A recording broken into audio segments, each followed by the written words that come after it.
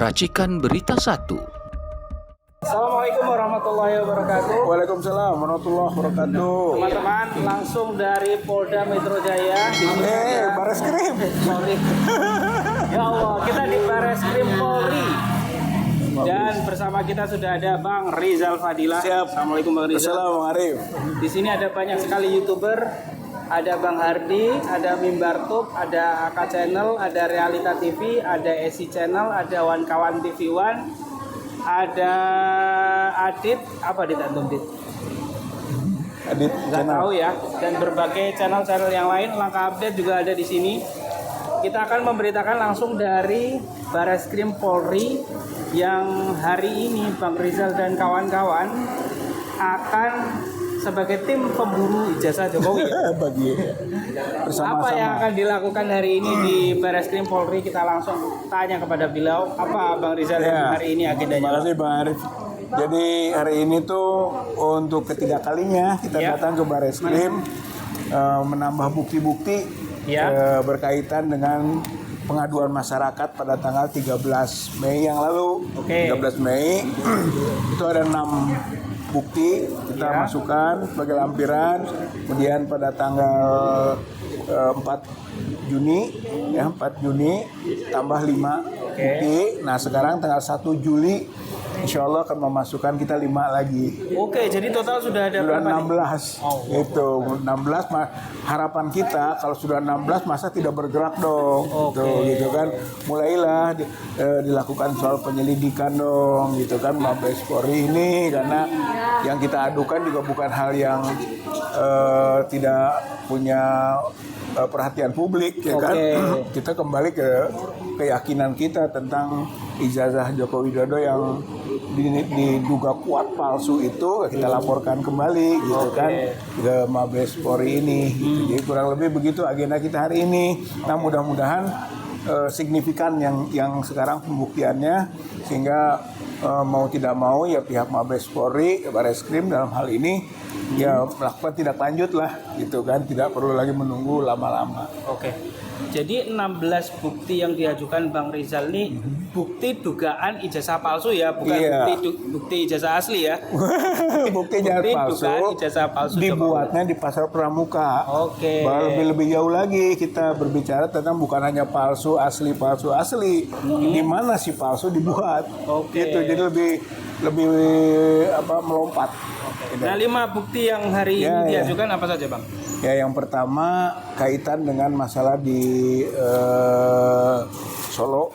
Oke. Kan ada aktivis Solo yang menerangkan bahwa Jokowi itu dulu di Solo Dr. Andes gitu, bukan insinyur. Satu.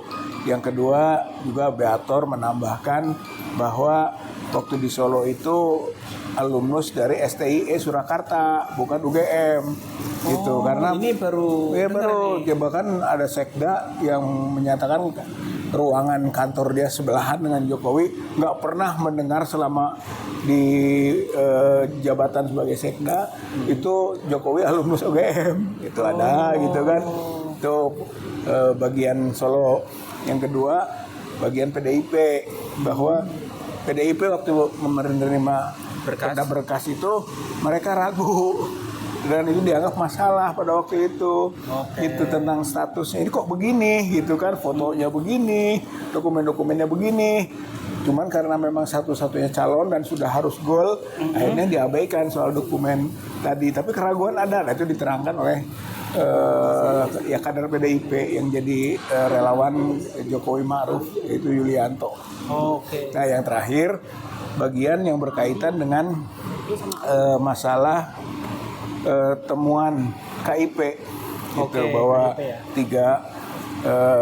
3 berkas pendaftaran ijazah itu yang dilegalisir gitu kan, itu ternyata kita meyakini akhirnya tidak sah itu untuk dijadikan sebagai dokumen persyaratan. Itu legalisirnya tidak benar gitu kan, bahkan nanti kita akan dalam dan kita telah menerima poin bukti yang nanti dimasukkan juga keputusan KIP-nya.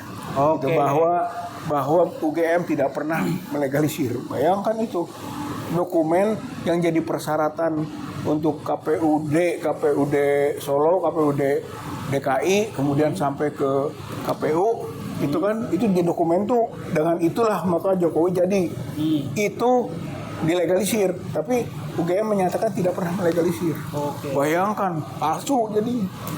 Itu jadi ini yang paling penting nanti akan kita setelah kita sampaikan gitu kan, bahwa mohon ini dengan ini masa diem aja gitu ke Barreskrim. Berarti ada 3 ini ya klaster ya. 3 klaster. Ada klaster Solo, klaster PDIP sama klaster KIP. Kita bahas satu-satu coba. Dari klaster Solo dulu, Bang Rizal. Bang Rizal dapat bukti pengakuan yang di Solo tadi dari mana, Bang Rizal? Saya semua itu 4 video. Gitu kan. 1 PDF putusan. Jadi 5 yang sekarang masuk kan. Nah, yang sifatnya yang video itu 1 dari yang beredar semua itu gitu kan, yang kita tangkep lah gitu kan, orang bisa nangkep bisa enggak, kalau saya tangkep gitu kan. Yaitu soal aktivis malari 74 namanya Lilik ya. Itu yang menerangkan tentang itu bahwa Dr. Andes loh, maka dia menyebut pembuatan itu dilakukan oleh Eko Sulistyo dan Pratikno loh, disebut sama kayak Bang Rustam sama. Jadi ini beberapa sumber jadinya kan. Mutawatir kalau hadis mah gitu kan, dari beberapa sumber yang sama, banyak sumbernya. Gitu. Nah, itu Solo. Kemudian Beator menerangkan juga Solo, Beator Suryadi. Kan? Dia tegaskan kembali bahwa di Solo itu dia menggunakan data alumnus STIE-nya Dumatno. Gitu. Jadi Dumatno ini yang diambil gitu ijazahnya oleh Jokowi. Itu STIE Surakarta. Itu bukan UGM, belum ada dikenal UGM waktu dia di wali kota. Tiba-tiba kok sekarang jadi UGM. STIE-nya malah gak kedengeran. Gak kedengeran gitu kan, malah ijazah yang kemudian sekarang ditampilkan oleh KPUD Solo UGM gitu. Jadi ini juga pertanyaan besar ini, jangan-jangan ada rekayasa penyeragaman semua itu. Setelah ijazah ini viral mungkin ya Pak, silakan Pak. Iya, umur Pak Pur. Iya. Ini ada banyak aktivis teman-teman. Iya, itu yang Solo. Tadi ada Pak Bitor, yang satu lagi Lilik Malari, Pak Lilik. Aktivis Solo dia. Aktivis Solo. Sangat tahu mengenai peta Solo. Sejarah ya. Sejarah Solo. Nah, yang kedua aktivis PDIP yang juga jadi ketuanya KIP, Komisi Informasi Daerah DKI. Siapa itu? Yulianto. Yulianto Widira Harjo, gitu kan. Dia pernah ikut dengan kita di sini, jadi kelihatan sudah membongkar juga gitu kan, bahwa nggak benar ini gitu. Maksudnya pernah ke Barreskrim? Sama-sama kita di sini kemarin memberikan pandangan juga bersama. Jadi istilahnya dia sangat mengetahui bagaimana teman-teman PDIP pada waktu itu gitu kan meragukan dokumennya Jokowi waktu pendaftaran gubernur. Itu dari aktivis PDIP Yulianto. Kalau pernyataan dari Yulianto meragukannya seperti apa, Bang? Kalau dari Yulianto? Bukan Yuliantonya yang meragukan, tapi teman-teman PDIP katanya pada waktu masuk ke daftar ke PDIP, karena kan calon PDIP. Ya. Banyak aktivis yang ragu, kok begini dokumen itu, gitu. Kok fotonya begini beda, gitu. Berkacamata, berkomisi. Ini bukan Jokowi, banyak yang mempertanyakan itu. Belum yang lain-lain katanya. Tapi waktu itu karena memang ditugaskan PDIP harus menggolkan sampai menang Jokowi, ya masalah begitu diabaikan. Gitu. Terus sekarang aja terangkat kembali, gitu kan. Nah, itu soal Yulianto, PDIP. Yang terakhir soal Komisi Informasi. Sebenarnya ada 2 persidangan ya, sidang Bonatua Silalahi 1 dan Bon Jowi 1 gitu. Tapi dua-duanya sama sebenarnya, akhirnya menemukan perintah dari Komisi Informasi Pusat untuk KPU membongkar dan diserahkanlah akhirnya dokumen ijazah itu. Nah, itulah yang kemudian kita lihat jadi masalah besar ini gitu, dokumen itu, karena dari semua yang ada legalisirnya tidak ada tanggal gitu kan, kemudian juga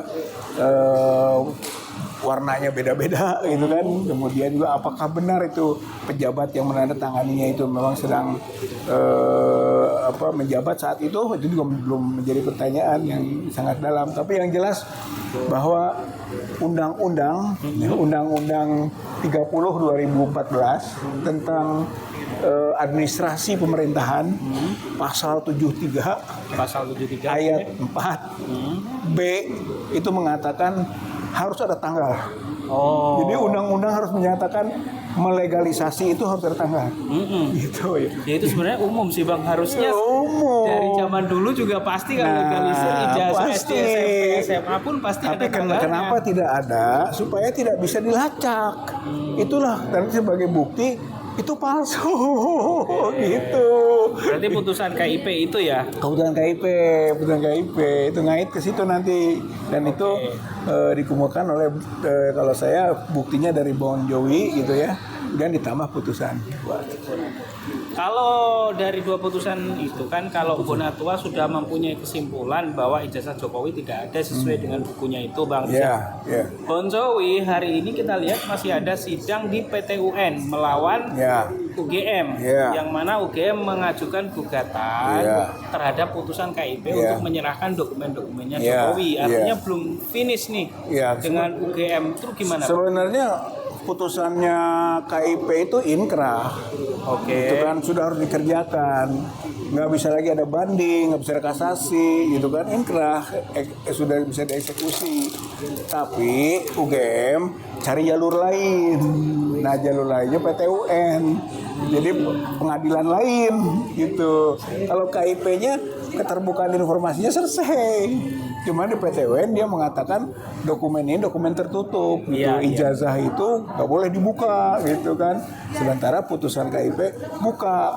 Sekarang kompeten mana Komisi Informasi Publik yang memang berbicara tentang terbuka dan tertutup atau PT UN? PT UN mah bukan kompetensi itu. Jadi spesialisnya ada pada KIP gitu. Jadi sebetulnya itu hanya upaya saja dari UGM untuk menutup-nutupi kebenaran. Justru ini semakin jelas gitu bahwa UGM ini berusaha untuk tetap melindungi, memproteksi Jokowi. Padahal sudah jelas Jokowi itu menurut data-data dan bukti-bukti yang ada itu ijazah dan salinannya itu palsu. Gitu. Itu memang agak ini sih Bang ya. Jadi membuat kita semakin curiga ya. Semakin curiga sekelas Universitas Gajah Mada, perguruan tinggi yang berslogan kebebasan akademik gitu kan, bahkan memiliki prinsip objektivitas dan transparansi gitu kan, malah dia berusaha untuk terus menutup-nutupi. Sedangkan ini kan sudah menjadi perhatian publik ini, dan semua orang tahu siapa Jokowi. Dia bukan alumni biasa, kalaupun jadi alumni gitu kan, bukan. Gitu, dia itu presiden, sebelumnya gubernur, sebelumnya wali kota. Masa yang begini ditutup dokumennya? Akal sehat itu tidak mungkin menerima. Gitu. Dari situ aja belum hukum gitu. Jadi masyarakat juga semakin curiga, tapi kecurigaan ini nampaknya nanti akan jadi terbuka ketika di persidangan, Bang Reza. Iya, saya kira sebenarnya menurut saya sekarang sudah bisa kita sebut udah terbuka. Itu kenapa? Itu kan sebab fakta persidangan itu kan UGM dalam jawabannya dalam KIP nih mengatakan dia tidak menerima permohonan legalisir. Kemudian tidak menerima permohonan legalisir. Ya berarti tidak ada legalisir dari siapapun, Jokowi terutama kan tidak menerima, berarti tidak ada proses legalisasi kan. Kemudian dia juga menyatakan tidak ada arsipnya gitu kan, nggak ada arsip. Dia bilang juga tidak ada berita acara verifikasi, tidak ada permohonan verifikasi dari KPUD, gitu kan, dari KPU nggak ada. Berarti memang tidak pernah melegalisir dia. Sekarang ijazah atau fotokopi atau salinan yang dilegalisir itu yang jadi syarat. Fatal itu, menurut saya mah udah nggak usah lagi dengan pengadilan manapun. Gitu, sebab UGM-nya sendiri sudah mengakui kalau konklusinya tidak pernah melegalisir, sementara yang dipakai ijazah terlegalisir itu fotokopi kan, berarti nggak sah dong. Jadi Jokowi sebagai wali kota, Jokowi sebagai gubernur, Jokowi sebagai presiden 2 periode tidak sah itu.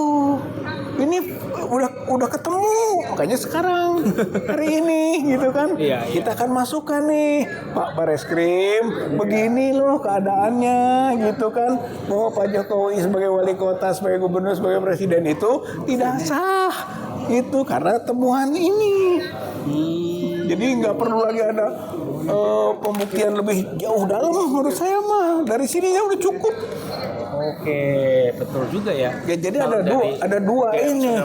Iya, itu sesuatu yang harus kita angkat begitu, dan itu tersembunyi memang. Nah, sekarang kita akan tampilkan gitu. Jadi 2 cara untuk membuktikan asli dan tidak asli. Satu, kasusnya Pak Roy dan Dr. Tifa, ya kan, jelas dia nanti membuktikan jaksa itu asli tidak asli, satu. Yang kedua, penggunaannya sudah dilakukan, ya ini sekarang, bahwa yang digunakan itu dokumen palsu, itu udah jelas karena yang dipakai legalisir UGM-nya ya tidak pernah melegalisir, palsu berarti, gampang itu. Gitu. Nah inilah yang perlu kita angkat hari ini gitu, Pak Arif. Oke, Bang Rizal. Bang Rizal, ini kan berarti ada 2 perkara dalam satu waktu, 2 tempat di perkara yang sama kurang lebih ya. Yang pertama soal di Polda dan hari ini menuju ke persidangan, meskipun Pak Roy menggunakan pra-peradilan sementara Tifa langsung hari Kamis. Yang kedua adalah Bang Rizal dan kawan-kawan di Bareskrim Polri yang sampai dengan hari ini belum ada tindakan dari Polri, kita bisa bilang begitu ya Bang Rizal. Iya betul. Kalau menurut Bang Rizal kenapa ada perbedaan ini Bang Rizal? Ya mungkin di Polda kok cepet, karena satu Polda itu laporan. Nah Bang Rizal bukannya laporan? Bukan, pengaduan masyarakat. Gitu. Bedanya apa? Bedanya kalau pengaduan masyarakat gitu kan, kewenangan penuh ada di polisi untuk melakukan tindakan lebih lanjut kan gitu. Fungsi kita masyarakat hanya membantu. Nah inilah bantuan kita adalah bukti-bukti gitu, yang terus gitu kan. Nah sudah banyak bukti, harus berjalan lah itu desakan kita itu, sebabnya makanya bolehlah yang ke-1 tidak bergerak, 2 tidak bergerak. Sekarang yang ketiga, masa setelah 16 bukti dia tidak bergerak juga, dan kita masih menginvestigasi lagi, masih terus ini, masih nih gitu. Menarik Bang Rizal. Kita akan sampai nanti ke ujungnya ya di mana dibikinnya pramuka itu akan kita kejar terus gitu. Akhirnya kalau ada yang bikin asli, yang palsu ada yang bikin, gimana? Oke. Ini seperti yang disampaikan Bang Rustam ya. Eko Sulistyo. Sampai hari ini belum muncul juga. Belum ya. Bang Rizal, kita coba beralih ke hal yang lain ya. Siap. Termasuk nasib Bang Rizal, Bang Rustam dan Kurnia. Yang sampai dengan hari ini nampaknya masih rajin ke Polda ya Bang Rizal. Oh iya. Meskipun kawan-kawannya sudah mulai perang di persidangan, Bang Rizal masih aja tetap setia banget ke Polda Bang Rizal. Ini Bang Rizal melihatnya seperti apa ini Bang Rizal nantinya ini Bang Rizal, nasibnya Bang Rizal dan kawan-kawan ini? Ya antara tergantung dan tidak tergantung ya, tergantung dalam pengertian kasus dengan Bang Roy dan Bu Tifa. Pak Roy kan udah selesai ya ke Polda. Roy udah selesai Poldanya, kemudian dioper kan P21 dan seterusnya, proses berjalan. Sementara yang ini karena dipecah-pecah jadi klaster-klaster ini yang sebetulnya juga tidak lazim gitu kan, dalam hukum itu ada klaster-klasteran umum, tapi ini terjadi kan di klaster-klaster, ya udah konsekuensinya begitu, ada klaster yang bisa loncat, ada yang tidak. Nah kelihatan yang klaster 1 ini masih menggantung, masih mengambang gitu. Bahkan kalau dari sisi kita mah lebih bisa membuktikan tidak benarnya tuduhan atau laporan itu gitu, lebih mudah. Kalau Bang Rizal ini, Insya Allah kalau saya punya keyakinan begitu. Kalau misalnya, kenapa Bang Rizal? Ya karena kalau saya dan Pak Rustam itu tidak Dan Ibu Kurnia. lain satu. Kalau saya dengan Pak Rustam itu tidak dilaporkan oleh Jokowi, Tapi oleh termul-termul. oleh termul-termul. Ya kemarin kan katanya sudah gugur itu Roy, termulnya. untuk yang kasus Roy, Tifaha, Dokter Tifaha yang Kalau gugur. untuk- Karena belum ada proses kan, jadi nggak tahu gugur tidak gugur terusnya. Tapi kalau lihat dari yang Dokter Roy dan Dokter Tifaha aja gugur, ya masa yang kita nggak gugur kan gitu. Makin aneh juga Iya, tuh. lebih mudah kan gitu. Makanya lebih mudah kalau menurut saya untuk melakukan perlawanannya lah.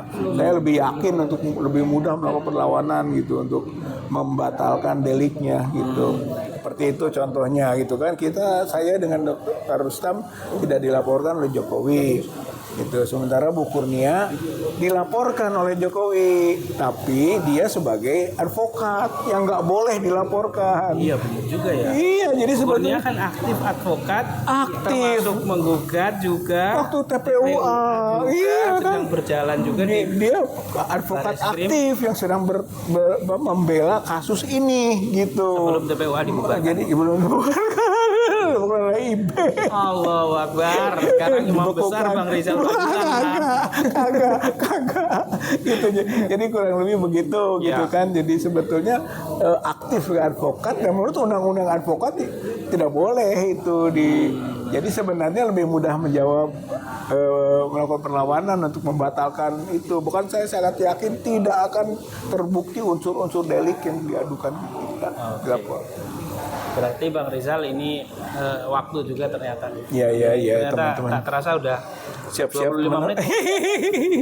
Terakhir nih Ya, Bang Rizal, ya. seberapa yakin ini Bang Rizal ini kan ya Bang Rizal. 2 tahun yang lalu, 3 Dari tahun. 2 tahun 3 tahun yang lalu bolak-balik, bukan cuma di Polda, Barreskrim juga. Iya, sama. Dari TPUA sampai sekarang ini ganti jadi pemburu ijazah Jokowi ini. Terus saja nggak berhenti. Berarti ini kan penuh dengan keyakinan nih Bang Iya, Rizal, iya. nggak putus asa. Iya. Walaupun termul mencaci maki, Iya, walaupun iya. sekarang ke Polda dilaporkan, Iya, tetap iya, aja Bang iya, Rizal. iya. Nah ini motivasinya apa Bang Rizal? Ya saya kira kan dari awal kita tidak bukan kepentingan diri kita ya. Teman-teman semua juga bukan kepentingan pribadi. Hubungan dengan Jokowi kenal nggak kenal. Oke. Kan gitu. Apa urusannya kita ngurus-ngurus ijazah orang. Oke. Tapi masalahnya adalah masalah publik, masalah rakyat, masalah masyarakat gitu kan. Masyarakat yang memang ingin tahu dan belum terjawab sampai sekarang. Jadi selama sebelum terjawab, sementara kita masih bisa berikhtiar, kita akan ikhtiarkan gitu. Sehingga nggak putus asa menghadapi keadaan ini. Satu. Yang kedua, bahwa dalam konteks agama kan Allah lah yang akan nanti menentukan tentang kebenaran, tentang kebohongan boleh saja Kalau Jokowi udah dikemas. terbukti nggak perlu pengadilan akhirat, udah banyak bohongnya Bang. Nah, gitu. Jadi kayak nggak pernah punya keyakinan akhirat ini. Kalau kita punya keyakinan akhirat, sekaligus itu kekuatan loh, gitu. Bolehlah semua manusia mengatakan sama dengan Jokowi, tapi kalau kata Allah kebenarannya begitu, kita perjuangkan terus. Jadi keyakinan keimanan lah. Masya Allah, luar biasa Bang Rizal Fadilah. Oke teman-teman yang sudah menonton, terima kasih. Nanti kita akan sesi kedua, kita akan bahas tentang perlakuan masyarakat kemarin Jokowi. menyambut Bapak Jokowi Kepala sekarang kerbau. menjadi raja apa namanya? Baginda, Baginda. pemuka bangsa. Pemuka bangsa. Oke, terima kasih teman-teman. Wassalamualaikum warahmatullahi Waalaikumsalam warahmatullahi wabarakatuh.